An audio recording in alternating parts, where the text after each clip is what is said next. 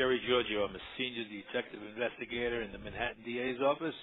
Oh, great. I thought I was going to speak with Mr. Alexander. With Mr. Alexander? That's who I was told was going to be returning my phone call. Well, he's one of the supervisors here, so they just pass it on to an investigator because if anybody's going to follow up on it, it's probably going to be one of us. Right. Okay. He would assign this task to someone. Okay. Okay.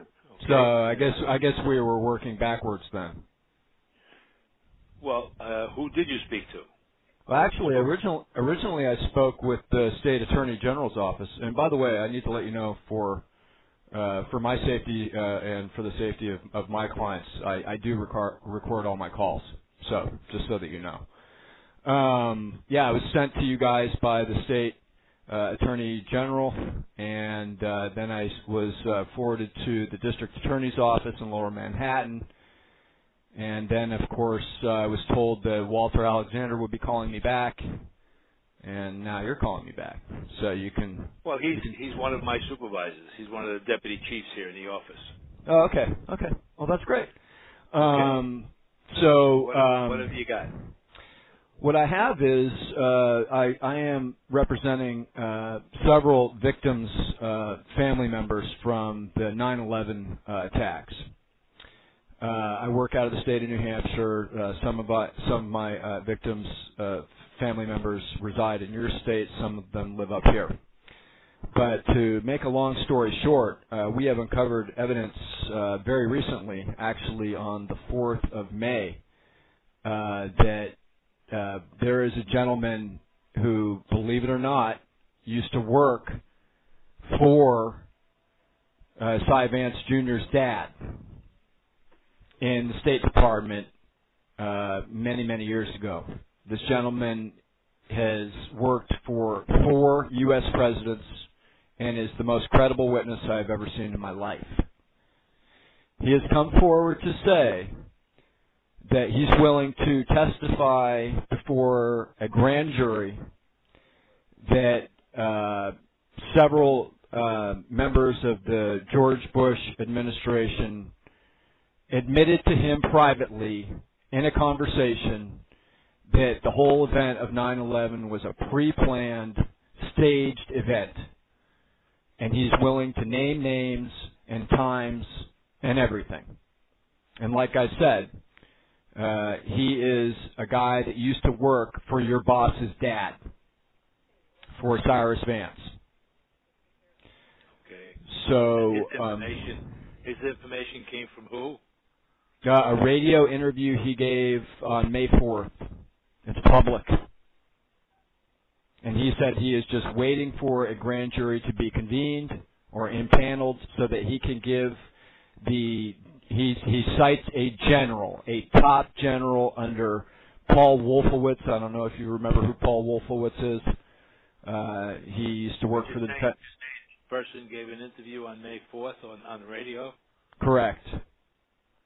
So he's not, some anonymous person. He's a person whose name is out there now. Oh, absolutely. Not only is he not anonymous, he is, once you look into this guy's history, his biography, he's like I said, he's the most credible witness you will ever see in government, period.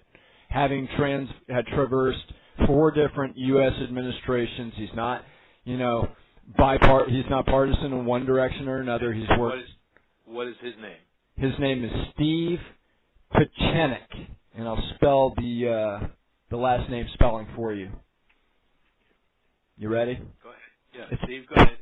P is in Paul, I is in Indian, E is in Edward, C is in Charles, Z is in Zebra, E is in Edward, N is in Nicholas, I is in Indian, K is in Kentucky. Okay, and he gives this interview on the radio on May 4th. Correct. And states that he received information from a top general. He did not state that he received it. He actually had a personal conversation with a general who said these things. And he said he would not give the information out over the air. He wanted to deal with this through legal means, and that he was awaiting a grand jury to be empaneled for him to essentially tell his story. And no one since that time did reach out to him? I can't speak to that. I doubt it very much. I have been investigating this matter for over 10 years. We have had lots of witnesses come forward. We've had lots of whistleblowers say many things. We have never had a whistleblower like this. I doubt very much anybody's going to want to touch this with a 10-foot pole, and you know why. So, where is Mr. Pieczenik now? That is a good question. He is, well, I want you to look into his bio, and I'll let you, you can do your own research, but he also has a website where you can do the research right there. I mean, he's pretty clear about who he's worked for and what he's done.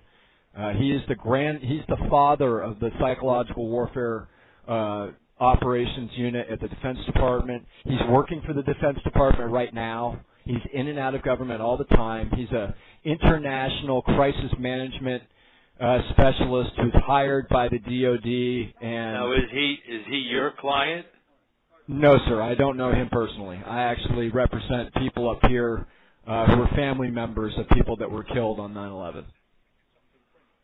Okay. Well, what I'm saying to you is, if Mr. Pieczenik, you claim, is working for the federal government at this time. Well, he's a private individual. He's not. He does contract work for the Defense Department, for the State Department. He's called in usually for international crisis management, for hostage negotiations and things of that nature. Are you familiar with Tom Clancy, sir? Sure. Tom Clancy's Jack Ryan. This is the real Jack Ryan. This is the guy that Tom Clancy writes about in his books and in his movies. This is the real Jack Ryan. Well, I guess a thing that puzzles me is if this man went public about 2 weeks ago, a little over 2 weeks ago, that I haven't heard about it. It hasn't been in the media at any time, any place. Yeah, welcome to what you thought was America. This is the way it goes. The people that are running these media organizations clearly don't want this to come out. You gotta be kidding me. If anybody wants it to come out, it's the media people. They're the ones that want the news and want to make news. Okay. And the media, at least in my opinion, is more slanted in this man's direction than in that you would lean over to the right. Okay, they would jump on this case if they thought there was anything to it. Let's make it happen. Let's make it happen. You do the research. You do the research and look into it. No, there isn't any research. This man has to step up, and he has to come here and speak to us if that's the situation. If he claims he's got information or evidence from a top general who apparently was with the government at that time, he's got to come forward, and he's got to bring the general forward, and the general is going to have to testify, because that's the only way you get a matter put into the grand jury. I can't do it. You can't do it. I completely agree. Now, if you're expecting Steve Pieczenik to stroll into your precinct, sir, I think that's not the way it works with these people. You need to contact this man. He is awaiting to be contacted. This is an extremely sensitive matter.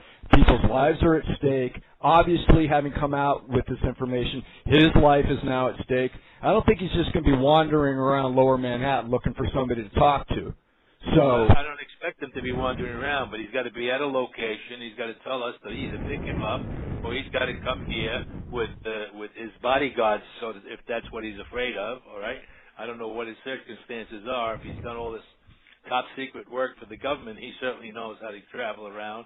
Absolutely. And he knows how to get to us. And absolutely. I guess to me it's strange that he's not calling here, that you're calling here. See? I mean, he has this information. You would think he wants to step up. If he went on a public radio station, and what station was that? Do you know?